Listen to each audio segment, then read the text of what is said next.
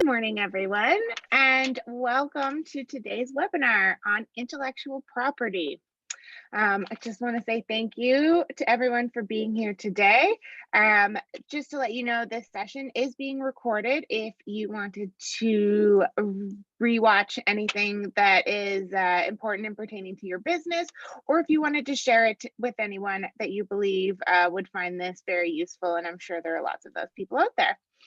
My name is Tanya Seneschal. I'm the event manager with the Chamber.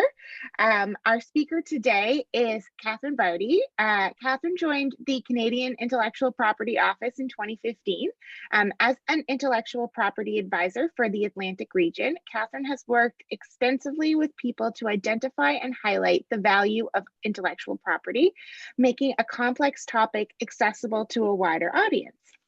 So today's session, innovation starts with an idea, your idea. Are you developing your idea into something tangible, such as building a brand for your business or creating a product to sell? If so, then you need to know all about intellectual property. This webinar will introduce you to trademarks, patents, trade secrets, industrial designs, and copyright, and explain how protecting your creations through IP rights can give you an advantage over your competition.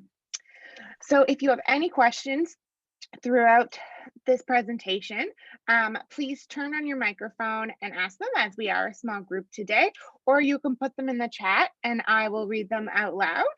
Not a problem for that. And at the end of the presentation, if anyone does want the slides, Catherine has graciously given them to me. So please just email me and I will get those over to you. So without further ado, I'm going to pass you over to Catherine. Great.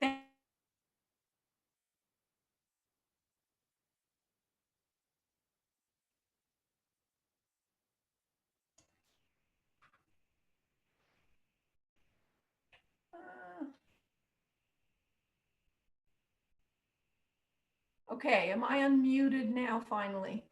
Yeah. Okay. All set. Yep. Sorry, I just had a little thing pop up that said I had been muted. So anyway, thank you, Tanya, for the intro, and thank you for joining today to participate. As Tanya mentioned, we're a small enough group that if you do have a question as I'm going through my presentation, please type it into the chat or unmute yourself and ask it. One of the challenges I find is I love presenting in person where you can kind of read people's body language and make it fun and walk around and hand out chocolate bars. And I can't do that when we're all on Zoom, unfortunately, but let's try to make it as interactive and as fun and educational as possible, combining those two. I know sometimes people you think, can send me a chocolate bar if you want. I can give you my address. I've heard Canada Post has a lot of delays. It might take a while, but yeah. So yeah, let's get started. And as I said, my goal is to make this informative, but not be too serious, and make it real. Use some good real life examples. Okay. Now, all of a sudden, let's try this again. For some reason, we did a test, and now my slides are not advancing. Oh dear. Okay, I'm going to stop my share screen, and I'm just going to do it again. My apologies. Technology is grand. When it works. Yeah. Yes, exactly. Let's try this again. There we go. Boom. So I'll give you a quick overview today of what is CIPO, or the Canadian Intellectual Property Office, and we'll walk through why does intellectual property matter. If you're a business owner or in maybe an entrepreneur working in a creative space, how might this be relevant to you? There are a number of what I like to call tools in the toolbox, and I'll walk through those different tools. Many of you will have heard, of patents or trademarks, but may not be sure what do they do exactly and how do the different tools work. And then there's a whole bunch of resources that are available to you, and I'll walk through some of those that might be useful for you to look up afterwards. So I work for the Intellectual Property Office. Pretty well every country has an intellectual property office, and it's a government organization that runs this system for each country. So in Canada, we have the Canadian Intellectual Property Office. Some of you might have heard of the US Patent and Trademark Office. So if you want to get a patent or a trademark in the US, you work with them. The UK has its own UK Intellectual Property Office, so does Australia, etc. And so what do? We're like a regulatory body that if you want to apply for a patent or a trademark, my colleagues who are in Gatineau, Quebec, will look at that application and go, okay, does it meet the criteria? And can we grant you intellectual property rights, being a patent, a trademark, or what have you, for what you've asked for? Then we also provide kind of a judicial function. What that really means is there's a patent act, a trademark act. And if two people are arguing over who infringed on whose IP or things like that, that's actually interpreted by lawyers, and people can oppose things. So there's kind of almost a legal function to it as well. Where I fit into the bigger scheme of things is my job is really two things. I do education and outreach. And so my goal is that people understand what is this system, how the heck does it work, and that you're in a position to make good decisions to protect what's distinctive to your business or to something you've created and have come up with. And my colleagues also attend international meetings as much as possible. There's a lot of work to try to standardize the rules around the world, because years ago, lots of IP offices had different rules. We're still not 100% there yet. Like, for example, with copyright, in Canada, it's life of the author plus 50 years. In the US, it's life of the author plus 70 years. So the systems aren't always the same. Some things you can patent in the US, you can't patent in Canada. And there's still a few differences, but for the most part, because we've really become a global economy, we're trying to standardize how we do this and how we organize the system as well, so that the rules are fairly similar all around the globe. So a lot of companies, if you're a 1 or 2 or 3 person operation, you might think, well, I don't have any intellectual property, but every single business, even if it's a 1 person company, does actually have forms of intellectual property. And it can be anything from your client list to, do you have a name? If you have a website and you're selling a product, or you have a sign on your restaurant or on your business that faces the street, well, that's a form of trademark. So that's a form of intellectual property. And it used to be that companies had what were called tangible assets, which was, desks and buildings and manufacturing equipment. But now intellectual property is what's known as an intangible asset. And if you create an app for phones, maybe you don't have, a manufacturing plant, but that doesn't mean you don't have intellectual property. And the reason intellectual property is important is, how do you protect what's yours? In the IP world, you can't prevent anybody from creating something similar to what you do. Otherwise, we'd only have one of everything. But then what makes the difference between, if I want to go get a coffee and I happen to still be, downtown or somewhere, I can go to McDonald's, I can go to Second Cup, I can go to Tim Hortons, any number, Robin's Donuts. I mean, there's all kinds of different coffee shops and lots of independent coffee shops. So what gives you an edge over the competition? What makes somebody decide to go to your place of business as opposed to somebody else's? So there's a reputation and goodwill that gets built up, and that's a form of intellectual property, especially if it's being protected with a trademark. And if you have protected your intellectual property, it can be easier to attract financing and to secure your share of the market. If you've ever watched Dragon's Den, quite often they will ask, well, what prevents somebody else from copying you? You can't prevent everybody else or anybody else from coming up with something similar, but you can protect against direct copying. There's, as I mentioned, there's more than one place I can go to grab a coffee. If I want to find the cheapest car or Airbnb room, or, I'm planning to do a little local mini getaway, there's different websites I can go to, but they won't be called the same thing and they may not operate in exactly the same way. So it's kind of important to know about intellectual property and the databases where these things are recorded, because nobody wants to get a cease and desist letter from a lawyer. Let's say you're about to launch a product, or you're opening a new restaurant, or let's just say an area I'm seeing a lot of infringement or issues is microbreweries and distilleries. They're popping up all over the place. They're great. It's a wonderful business to have, and our local communities are better for it. But how do you know that somebody hasn't registered that brand already? And did you look? So that's important. And it also can be helpful to identify gaps. So knowing about intellectual property is good. Being able to connect the dots and understand it a little bit more is even better. And knowing what you're going to do based on that information is the best situation to be in.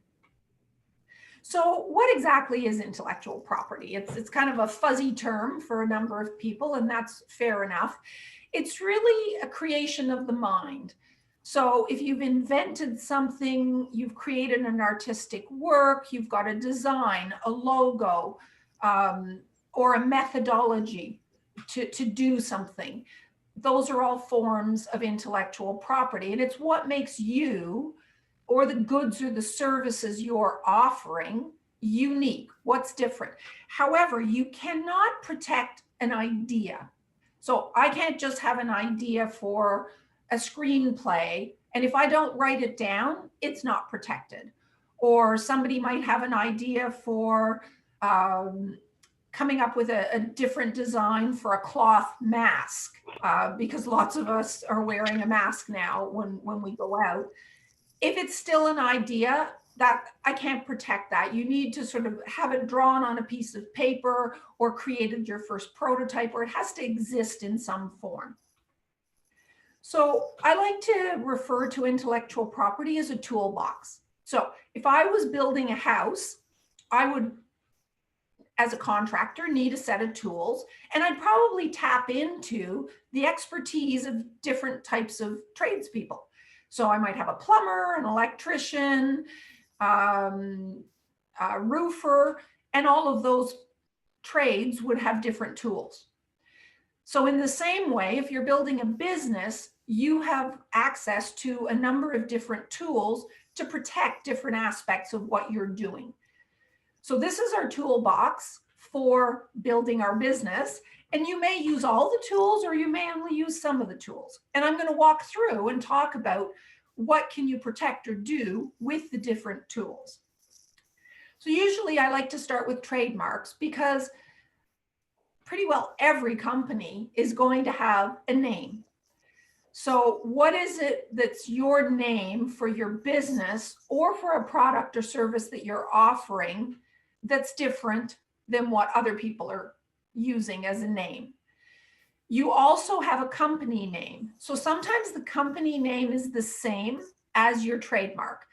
So maybe, I'll give you an example. The company name, though, might be Doctors Associated Incorporated, but the trademark, which is the sign that I like to say, the sign facing the street, or what's on the package of what it is that I buy, or what will I see if I go on your website. Well, for Doctors Associates Incorporated, which is the legal registered name, the sign I see facing the street is called Subway. So they're not always the same. Or if you have in some cases, a bigger company like Procter & Gamble will own trademarks for the different products they sell. They have many products that I could walk down my grocery store aisle or into Shoppers Drug Mart, and I will see different trademarks or names of products that belong to Procter & Gamble. And the domain name, obviously, is what identifies your web presence. And nowadays, it's very important for most businesses especially when you're launching a new business, to not only look at what domain names are available to you, but what about Twitter? Is that account available to you? Instagram, Facebook, who else is in that space? And have they got names already that are taken and that are similar? So really the trademark, the company name, the domain name can interact and meet in the very middle of that overlap of all three, or sometimes they can be separate. So a trademark can be a number of different forms. It can be a word or a series of words, like a slogan. It can be a sound. It can be a design or a logo. It can be a moving image, like an animation. It now can be certain tastes or smells, though those are tricky and not in an obvious way. And it can also be a hologram. If you think about your credit cards or your bank cards, often they have a little hologram image. And that can also be protected with a trademark. So the best trademarks are not clearly descriptive. I would not be able to get a trademark for, say, crunchy apples if I'm a farmer in, Grand Lake area outside of Fredericton, and I'm trying to sell my produce. Normally, it can't be a person's full name or surname for the most part. There are exceptions to that, Tim Hortons being a perfect example. But if I, as Catherine Vardy, wanted to register my name as a trademark, I'd be unlikely to get it. The name in any language that's purely descriptive of a product or a service. So I said crunchy apples. If I wanted in French to say des pommes croquantes, I wouldn't be able to prevent others from using that in a trademark. And it can't be anything that's confusing with another existing mark. So if I sell Polar spas for air conditioning units, it's very unlikely that my colleagues, the trademark examiners, would accept if somebody else wanted to register Arctic spas, because the image I form in my mind is too similar. Sometimes those can be contested. It depends on how crowded the space is for the trademark. But really the strongest trademarks are ones where you're really out on your own and you're separate from other existing marks. And so your registered trademark is valid for 10 years. It gives you protection across Canada, and it can be renewed every 10 years indefinitely, as long as you pay the renewal fee every 10 years. And I do have a slide coming up on how much does it cost and those types of things. So the way it works for the cost, a lot of people think it's crazy expensive, but it's actually not that bad in the bigger scheme of things. Now, I sympathize if you're a small company, costs are important and money is tight, fair enough. But if you file yourself online, which you're legally entitled to do, it's $330 is the base fee to file your trademark and start the process and hopefully protect, assuming it goes through all the steps with no problems, you're protected for 10 years across Canada. Now, it's another $100 for each additional NICE classification of goods or services. I'm going to open a parentheses here. What that means is, okay, if you walk into a library, librarians have to organize the books, right? You can't just go, I want a gardening book on how to grow tomatoes. There's a code to go to the right shelf in the library and know what it is. Well, it's kind of a little bit the same way with trademarks. So NICE classifications is what category of goods or services. Are you scientific equipment? Are you medical stuff? Are you children's clothing? Are you a restaurant? Are you IT and software? We have to organize the trademarks in some way so that when you go to look them up, you've got the right one. So there's a numbering system for goods and services, and Nice, it's called the Nice classification system because there was an agreement signed in Nice, France, because prior to several years ago, a lot of countries had their own systems and it was pretty complicated to look stuff up. So now people have adopted the same numbering system, Canada, US, most countries, to organize these. So depending on how many goods and services, and I'll give you an example. I'll go back to my microbrewery. Let's say I've opened a microbrewery and I'm selling alcoholic beverages. If I'm doing like wine and liquor, it's one code. If I'm doing beer, I do believe that's a different code. And let's say I wanted to sell promotional t-shirts and ball caps, then I might have 3 codes because I want to protect my branding on whatever I'm selling to the consumer. So as a simple example, I would have those 3 codes. So the $330 gives you 1 code, and then I need 2 more. So I'd be paying $530 for my microbrewery to protect, say, my beer, some other distilled beverages like wines, and ball caps and t-shirts. So that gives you a rough idea. And then the maintenance or the renewal fees is $400 after your first 10 years, plus another $125 for each additional category. So as I said, that's how much it costs if you do it yourself online. If you are planning to file yourself online, please reach out to me. I'd be happy to do a one-on-one session with you and walk you through how to do a search, look at other existing trademarks in your space so you see how they work, what are the descriptions they've used. And I can't file for you. I'm not a lawyer. I'm not a trademark agent, but I can certainly coach you and help you so you're better prepared to tackle that on your own if that's your choice. If you work with a trademark agent, which officially is what we recommend you do, you're looking at $500 to $2,000 to pay a qualified professional to do that for you. So I know I'm using a big company as an example, but there are certainly lots of small companies who have registered their logos, their slogans, their sounds or jingles. So we tried these links earlier, and unfortunately through Zoom, it doesn't seem to work for me to take you to show you exactly what those look like. But I'm sure most people are familiar with the McDonald's logo.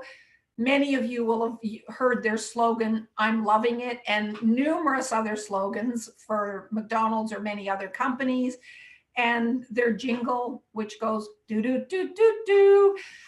And you can actually play the little sound file in the trademark data bank and see the notes and hear it. So those are examples of things that have been protected by trademarks. So as I mentioned, there's many forms of trademarks, and you can use combinations of them. You can build a portfolio of trademarks for aspects of your business that are important to protect and are distinctive to you. And really what a trademark does is it points to you as the source of those goods or services. So if I say Zoom Zoom, many of you will know what company was using that as a slogan. If I talk about a swoosh, you might know what company I'm referring to. If I describe a pink stuffed rabbit that's banging a drum and walking around in circles, you might already have an association with what company am I referring to. If I see a moving truck that drives down the road and it's got a big orange band at the top of the truck,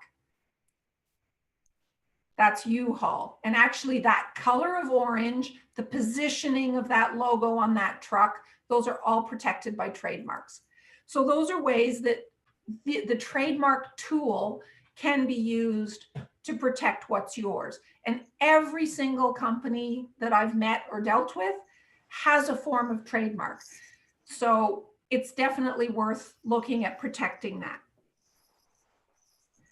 Another tool that gets used by companies, and often is the first one that people think about when you're talking about intellectual property, is patents. So patents give you a legal right to exclude other people from making, using, selling, or even importing your invention. So usually it's for a physical item, though it can also be for a process, like a manufacturing process. The criteria for patenting are fairly high. And so I always like to say, you must be this tall to go on this ride. It has to be new, as in new to the world. It cannot exist elsewhere. So you can't look for it in a trade magazine and find it. You can't find it in a scientific publication. I can't go online and find something that's similar. And it can't be obvious to other people skilled in the art. So if it's in electrical engineering and it's the kind of thing that would be obvious to other electrical engineers, you will probably not qualify for a patent. And it has to be useful, i.e., it has to work. So again, if an electrical engineer looks at that and goes, yeah, you know what, I don't think that's going to work, and you haven't prototyped it and it works, you won't qualify for a patent. So patent protection lasts for up to 20 years. And as I said, it gives you the exclusive right to prevent others from copying, making, using, or selling. And I usually say, if your product could be reverse engineered, if I walk into the hardware store and I can buy your product and reverse engineer it, then a patent is more than likely, yes, the appropriate tool to protect what you've created. And there is a well-known example here in Nova Scotia. I don't know if any of you have ever, watched people building a deck for you, or maybe you've built a deck yourself and you use those cardboard sonotubes to pour concrete for the footings to make your decks stable. And those sonotubes of cardboard, when you lay them down into the hole, they might wiggle a bit. And so there's a collar, a plastic collar called a Bigfoot.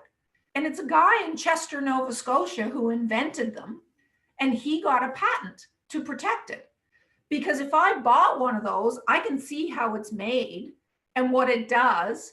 And I don't want people to copy it. So he got a patent to protect it. And then he trademarked the name Bigfoot and a number of other forms of intellectual property to protect his invention. So it can be, as I mentioned, for a process, a machine. It can also be a composition. So a drug, for example, and I'll give you kind of a maybe tongue-in-cheek example.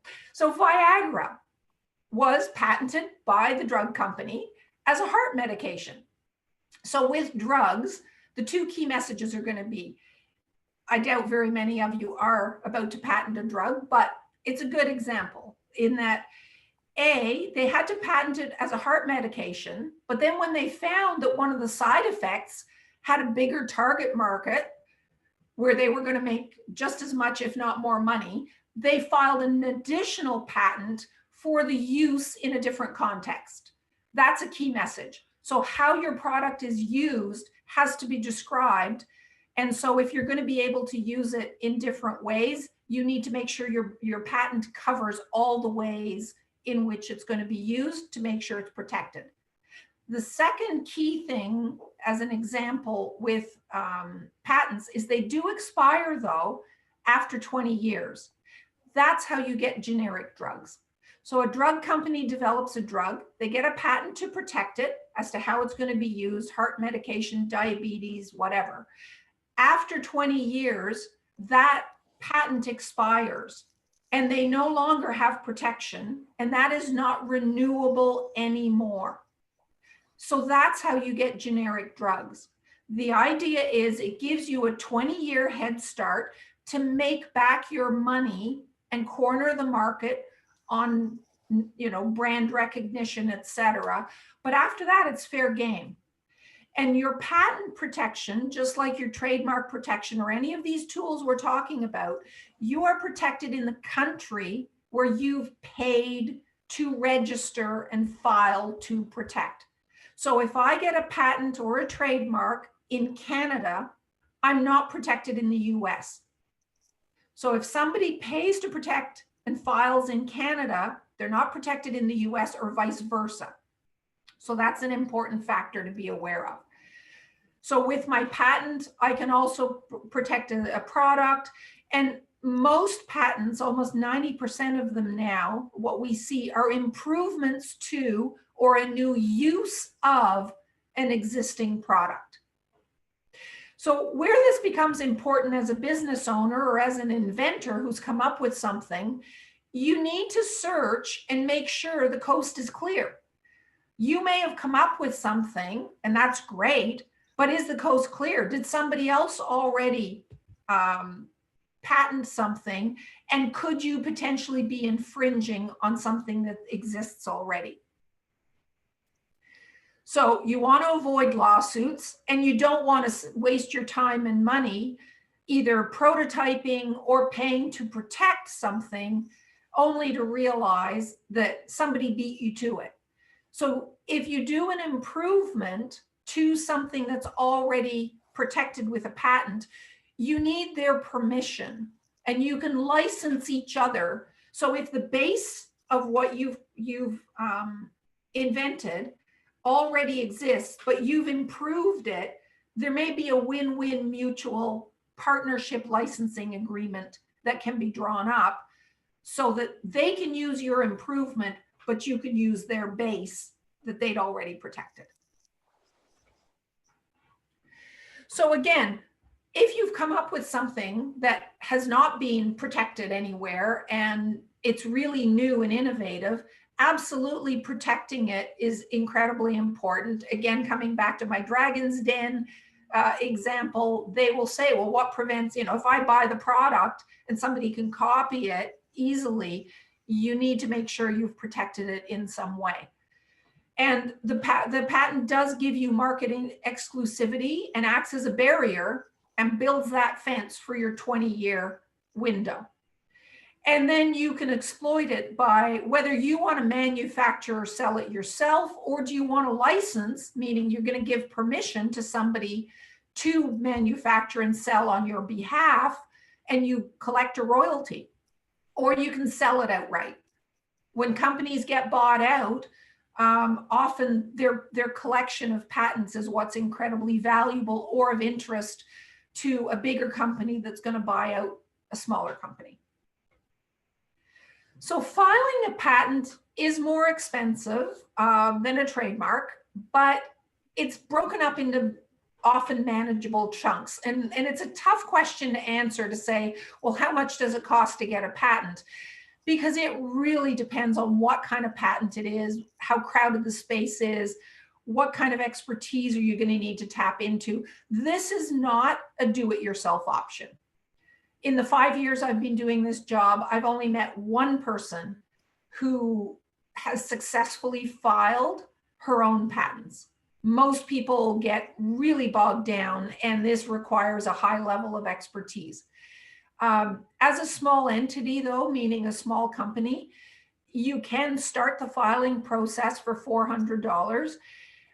Get professional advice in terms of doing a thorough search and patenting strategy. You can really shoot yourself in the foot if you do not do this correctly, and you will be wasting your time and money.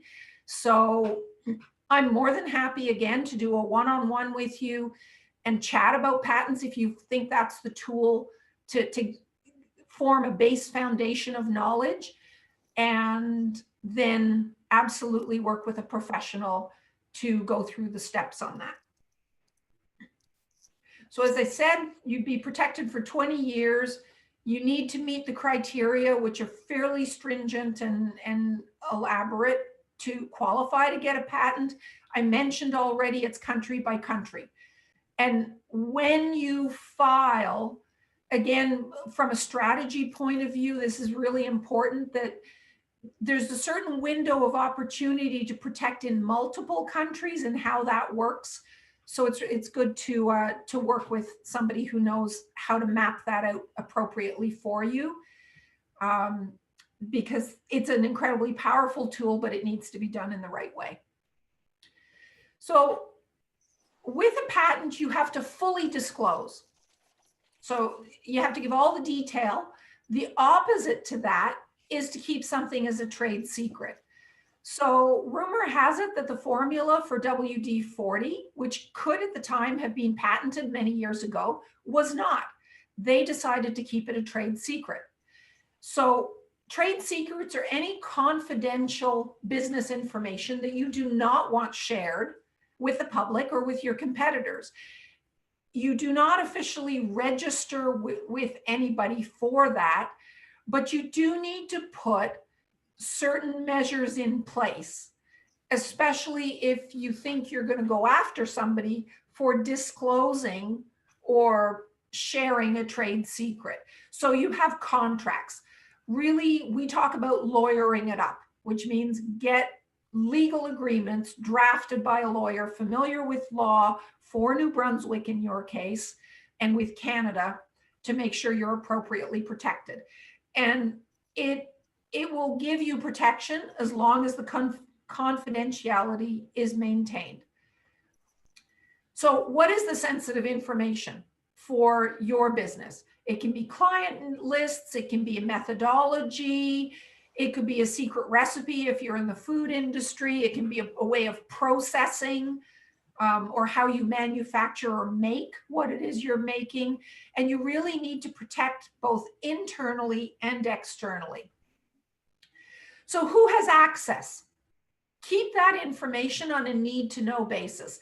And if you're, say, pitching to get investment or to look for new partners, talk about maybe the advantages, but not exactly how it works. You can say my product is faster, it's cheaper, it's more delicious, et cetera, et cetera. You don't have to share what is your secret sauce or what is your secret method to achieve the results that you achieve. And make sure that anybody on your team, if you are more than one or two people, that they're aware that this is proprietary. We don't want this information getting out to other people. So when you go home, you know, don't share with your cousin or your relatives some aspect of what we're doing that would be distinctive and really important to this business.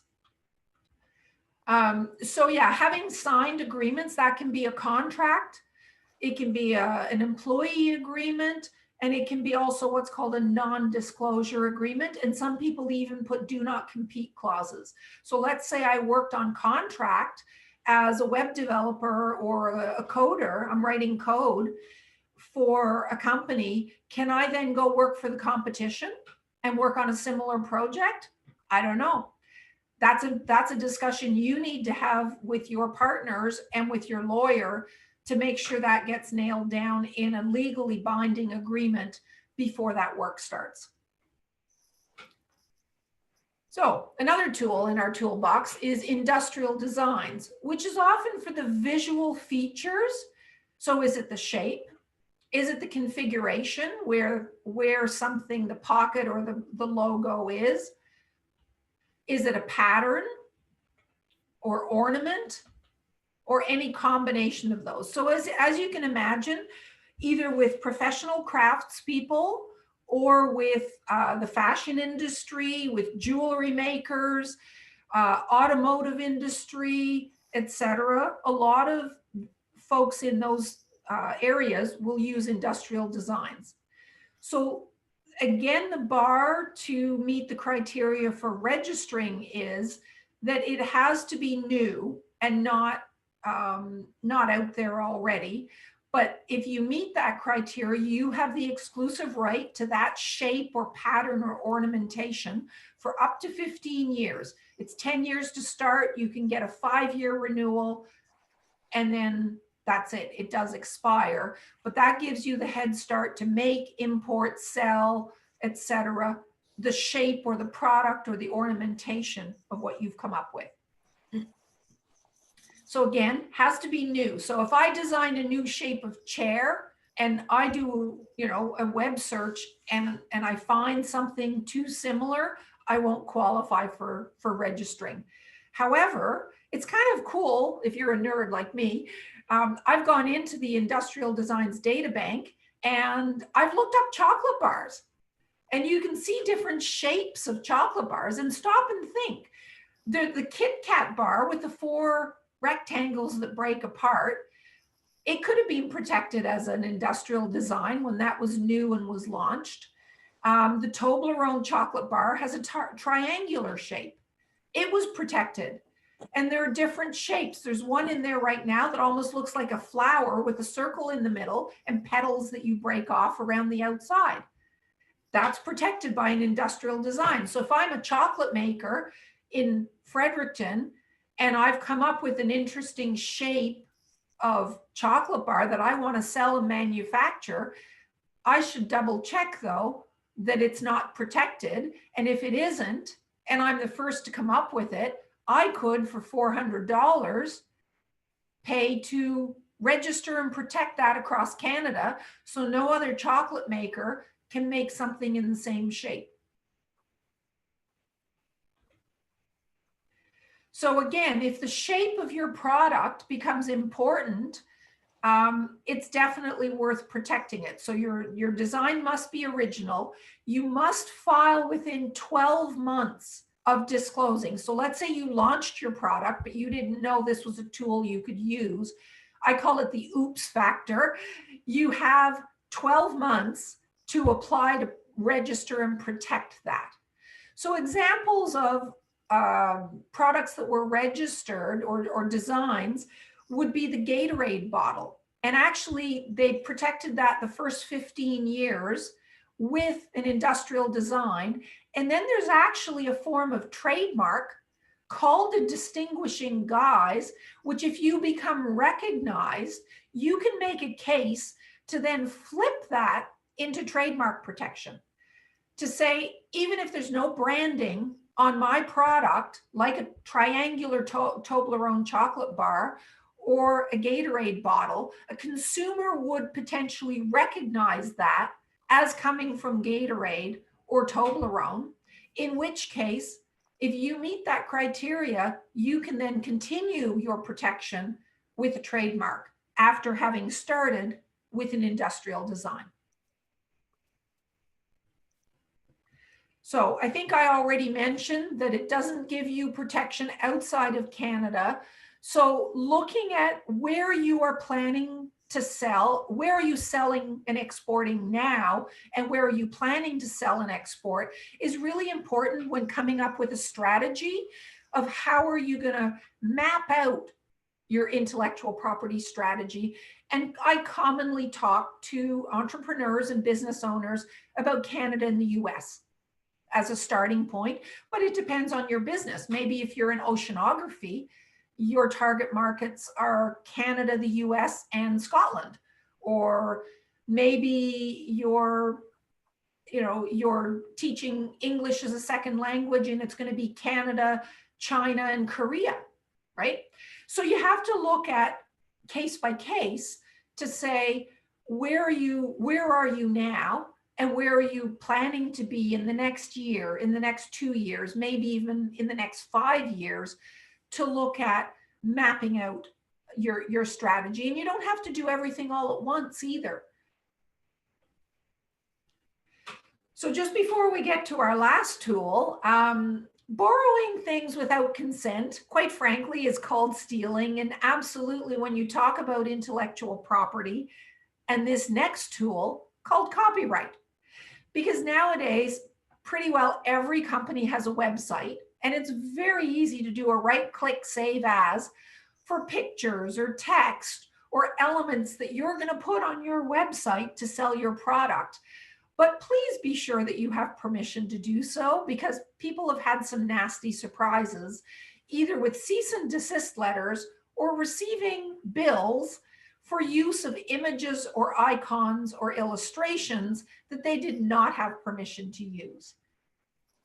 So copyright protects authorship or people who create artistic or literary works. It can also be dramatic works like a play, or it can be choreography, music, whether we're talking about the music itself or lyrics. And really, copyright is who has the right to copy. And copy can be by publishing, reproducing, or performing.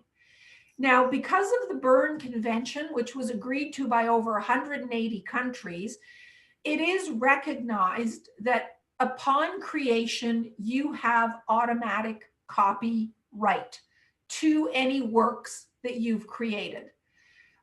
But you can go the additional step of registering, which costs $50. And 3D printing is an area now where we're starting to run into copyright infringement as well as trademarks. So 3D printing, you could maybe do a little figurine, but it's Disney.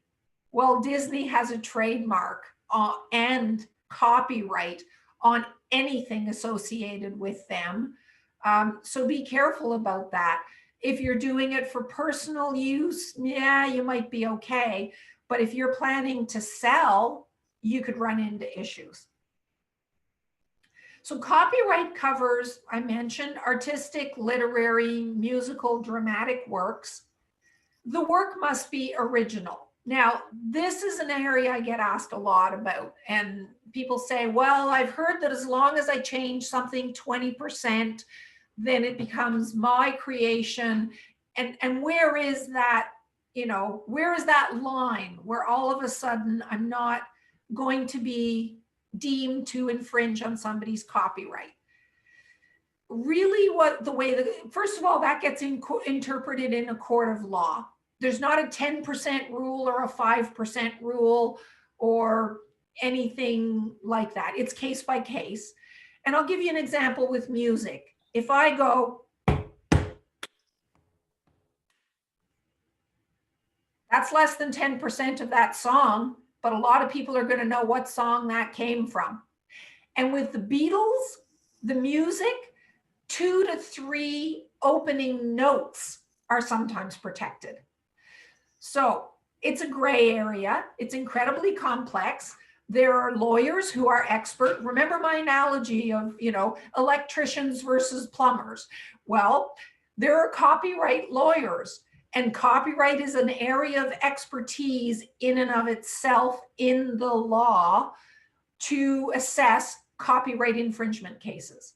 So the work has to exist. I think I mentioned earlier, you can't just have an idea for a screenplay, or I'm planning to write a novel about a young girl who goes on adventures with her dog and meets, 3 different people, and one's an artist and one's a craftsperson, and etc. Right? I can't protect that. It has to exist in a fixed material form. So I should have a manuscript, or, I don't know if you can see my screen. Maybe I have a notebook where I've jotted some stuff down, or I have electronic files. That's very important to be able to make a case for somebody having infringed your copyright. So as I mentioned, it's unlike any other form because it's of IP. It's automatic as soon as you create it. But we do recommend, so if you're a business that does training and you produce training manuals and notes, those would be copyright. You may want to look at registering key aspects of your business with an official copyright registration or another tool, which I will mention shortly. Another area for copyright, which is interesting, is that code is considered a literary work. So there's tons of software and app developers are the types of companies I'm chatting with these days to say, how can I protect my IP? Because they're digital-based businesses and they do rely on code. So computer programs, databases, those are considered literary works and are protected by copyright. And so that's really key to know. And be careful about open source software. And I have a whole other, series of resources, which I won't get into here, but please reach out to me if that's your space, about programmers, open source software, and what are the IP issues around that. Again, that's a whole area of the law, and we won't go down that rabbit warren right now, but we can certainly dip into it during the discussion at the end if you'd like, and that's relevant for your scenario. So WIPO, which is the World Intellectual Property Organization, has realized that we are in a digital economy now, and they have come up with a new tool that allows you to get a time, date, stamp, digital fingerprint on any document electronically. And so this is being used now by folks instead of, or in addition to, but usually instead of, copyright registration. So this is a way to keep good records for your business of anything that you would maybe want to prove you did this or had this or were offering this as of this day and time. It works out to about 40 Canadian dollars, depending on the exchange rate, because it's billed in Swiss francs, but you do it all online and you can do it with a credit card. And if you are in the software space or in an area where maybe you want to take a snapshot every few weeks or once a month of key documents for your business to prove this is what I had as of this time and day, in addition to what would normally be happening on your computer, you may want to look into this. You can buy a package of 10 of them and they're cheaper. So that ends the overview of our toolkit with the 5 main tools we have to protect the different aspects of your business, whether you're offering services or products. And sometimes another good tool I like to recommend to clients is this intellectual property checklist. It might be a little tricky to read on your screen, but you can go down the left-hand column here and say, well, okay, what do I have? I have advertising or, a sign. Well, what's the IP I'd consider for that? Maybe it would be trademark and copyright. And what are the actions I'd consider to protect that? Or do I have a logo or a symbol? Or do I have a domain name? Or, do I have software? Well, if we're talking software, it could be a combination of copyright, industrial designs, maybe a patent. Differences in Canada and the US as to what you can patent from the point of view of software. But, again, have that discussion with myself or other people who are knowledgeable to think about next steps and how you might move forward. So you'll have a copy of this presentation if you like. And also you can, in a search engine, do CIPO IP inventory checklist and come up with this electronic document that you can work through. So knowing about what other people have protected is free. These databases are all public, and I don't have any secret password or special access because I work for CIPO. These are databases that are accessible to everybody. And there's 2 key things about looking on these. A, you want to make sure the coast is clear for what you're doing. And B, you can also look up the activity of your competitors. So it works both ways. You can tell how crowded the space is. Often before a company is going to launch a new product, they will register a trademark or an industrial design. So come back to my chocolate bar example. I always say beer, chocolate, and coffee are perfect examples of all the forms of IP. But if I wanted to launch a new chocolate bar, I could look up in the trademark database to see who are my competitors or who are other folks who might be likely to be doing the same thing. Have they registered any trademarks or names for anything? I can look in the industrial design data bank and see, well, have they registered any shapes of products that they're about to launch? Because usually before launching, they'll register. So just being able to look these things up can be a really good source of intelligence and information that could be useful to you. I like to say where I fit in is I can help you get knowledgeable about the tools and give you food for thought. I, however, am not an in-depth copyright expert, or I'm not a trademark agent. I don't qualify to write the exam to be a trademark agent, though I'm a trademark nerd. I love looking up cool stuff. Again, same thing for patent, and I'm not a lawyer.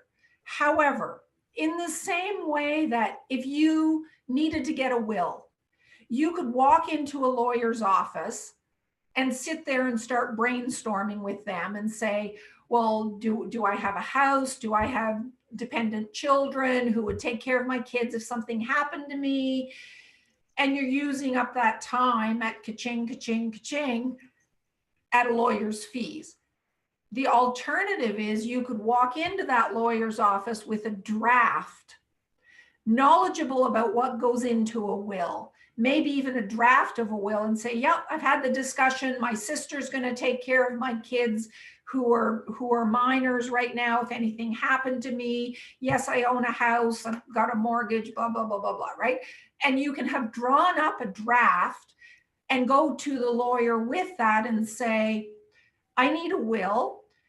I think I've covered the majority of what I need, but I really need you to look over it to make sure I've not missed anything, that what I've done is appropriate for the province of New Brunswick, for Canada. I've looked at templates to roughly gain an understanding. That's really what I try to do with folks with IP, is get you ready for then sitting down with a trademark agent, get you ready for sitting down with a patent agent, and you're knowledgeable. And you might even have a draft and some of your groundwork done. So you're starting further ahead and you're maximizing your bang for the buck with the expertise that you do need. I wouldn't rewire my house. I might do some of the demolition or prep if I felt confident, but at the end of the day, I do hire a professional, and it's strongly recommended that you do when you get to that end stage. Oh, there's a difference between an agent and a lawyer. So you can have a patent agent and a patent lawyer, and you can have a trademark agent and a trademark lawyer. Sometimes they're both all in one person. So a trademark agent writes the trademark exam from CIPO, the Canadian Intellectual Property Office, and passes the exam and then gets listed on our website. Now, sometimes the person writing that exam is a lawyer as well. They also have a law degree and qualified for the bar. The difference is somebody who's an IP lawyer can take people to court. So if you have an infringement issue and you want to sue somebody for infringing your trademark, you need a lawyer. But if you want to register and file a trademark, it can be a little bit cheaper to hire a trademark agent. They can't take somebody to court, but if you're filing and need to do a search, you can absolutely hire a trademark agent. Ditto for a patent agent. There are lawyers who also wrote the patent agent exam and who do both. And then they can take someone to court for patent infringement. But again, if you're filing a patent, you can work with a patent agent to do a search and write up your patent and draft your claims and suss out what does the landscape look like, how crowded is the space for the type of patent you want to get. So that might be useful to you, and that's a common question that I get. So we have a boatload of resources on our website. It can be actually a little bit overwhelming, if I'm honest, but I certainly encourage you to take a look, and don't hesitate to reach out to me if there's something you're looking for and you can't find it and you're getting frustrated. by all means, shoot me off an email, and we're getting to that. You'll have my contact information saying, I'm looking for information on patenting software, or fill in the blank, whatever it is. I'm very happy to do some digging for you and see what resources I can find that will be specific and hopefully helpful to your circumstances. That being said, we have an IP toolkit. We have going global guides for exporting for many countries. We have videos, we have case studies. We do regular CIPO seminars and webinars, in addition to targeted ones like the one I'm giving today. And so there's lots of resources available. There is my email address. It's pretty straightforward. It's catherine.vardy@canada.ca. So I always say the best way to reach me, fire me off an email. And normally within 24 hours, usually same day, but rarely it'll take me more than 24 hours to get back to you. If you say, I'm looking for this, or do you have time for a chat? When's your next available slot that's available, or where you're free? I'll get back to you and we can set that up. We also have a 1-800 number, which isn't easy to find. So please feel free to jot that down. We have a client service center. That's my colleagues at headquarters. They're also incredibly helpful. If you're looking for something on our website and you can't find it, give them a call. If you're in our online system trying to file a trademark yourself and you're having issues, they are the people to go to. They're amazing. If you've already filed something and you have a question about something you've received from our office or the process, they're also really great, and they're available during extended business hours, 5 days a week. So that's a really useful number to have. And I have it on the signature in my email. So if ever I've emailed you and we've gone back and forth, you've got that 1-800 number in my signature as well. So that is kind of an interesting, or this is an interesting thing. If you take a picture of this with your phone, it hopefully will lead you to a survey where you can fill in your comments on the presentation today. It does help justify my existence for what I do. So it is helpful to me. I know it's a little bit of a pain. You can also take a picture of it on your phone. It'll then open up in your web browser and you can go back to it afterwards. The presentation today, you can just type in intro to intellectual property or IP matters and provide feedback. As I said, it is helpful. That helps me be able to do more of what I do and what I actually really enjoy doing, which is hopefully helping people with their IP. So thank you very much. We can open it up for questions and have a discussion. We've got 20-25 minutes left. So there you go. That's it from me. That was a lot of talking at you, and hopefully though it was useful. Thank you so much, Catherine. A lot of very useful information there. We do have a question in the chat. Why does WIPO not have all trademarks in? Why do you have to do individual country searches as well?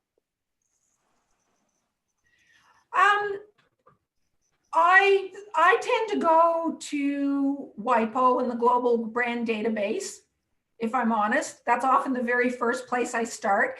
Though every once in a while, I do still double check in Canada. If I'm dealing with a Canadian client, which is my job, so 99.9% of my clients are Canadian, I still tend to do a double check. And I'll tell you why, because I like to look at the additional trademark information.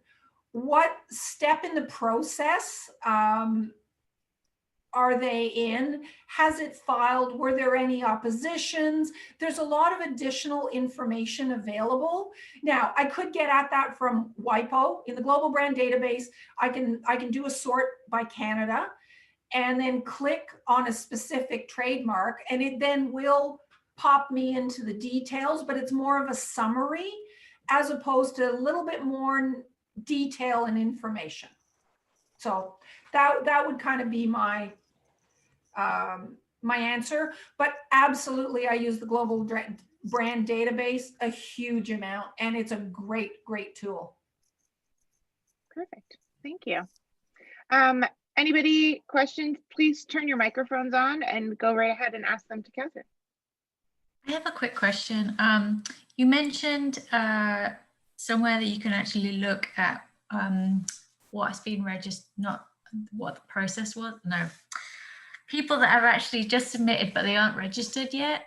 Would that be on the same place? Would that be on the same like WIPO or the Canadian intellectual property area, or was there a different list that you were talking about? So are we talking about trademarks? Yeah. Okay, for trademarks, that's a good question. I'm not sure if you've only started the process in Canada, if it's showing up on the WIPO in the global brand database, but it will show up pretty quickly on the Canadian system. So if somebody files an application, usually I think within 24 to 48 hours of it being admitted to our system, it pops up on our CIPO trademark data bank. Okay. While as on WIPO, I'll be honest, I've never done a side-by-side comparison to say, okay, this just came in on the CIPO system, boom, is it popping up on WIPO or not? As I said, I'll be honest, I've never looked at it with that lens, and maybe that's another reason to do a double check in the Canadian system. Okay, great, thank you.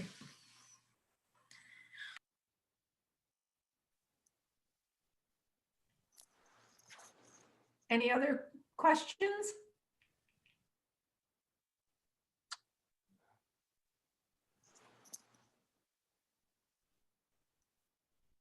I don't think so. Okay. If anybody does have any questions, you do have Catherine's email address. You have my email address. And I can always forward those questions to Catherine. Just a reminder, if anyone does want the presentation today, please send me an email and I will send that along to you as well.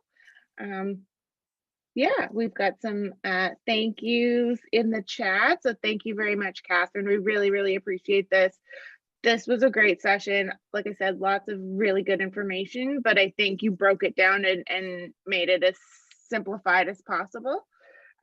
Yeah, thank you so much. Yeah, IP law is not usually, top of mind when people are like, hey, let's go to a fun session about intellectual property and IP law, but it is really day-to-day stuff, or can be. And I think it's important for business owners to just be aware of, especially the free databases and what's out there.